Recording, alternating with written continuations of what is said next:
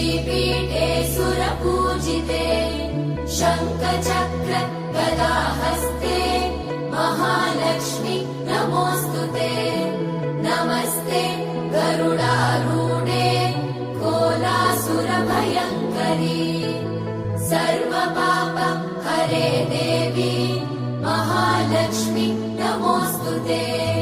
महादेव्यै च विद्महे विष्णुपत्नी च धीमहि तन्नो लक्ष्मी प्रचोदयात्।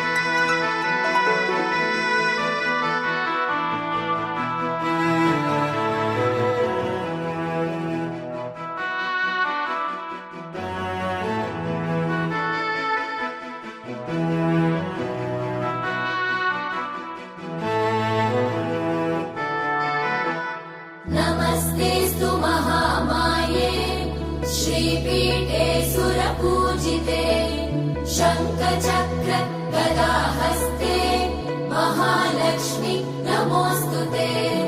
नमस्ते गरुडारूढे कोलासुरभयङ्करी सर्वपाप हरे देवी महालक्ष्मी नमोऽस्तुते।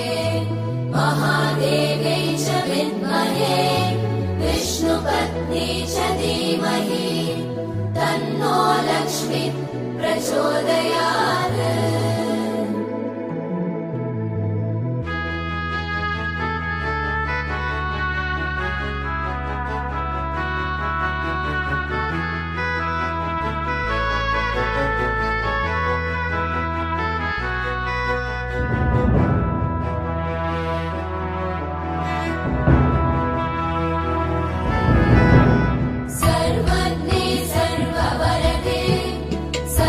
दुष्ट भयङ्करी सर्वदुःख हरे देवी महालक्ष्मी नमोऽस्तु ते सिद्धिबुद्धि प्रदे देवी मुक्ति प्रदायिनी मन्त्रमूर्ते सदा देवी महालक्ष्मी नमोऽस्तु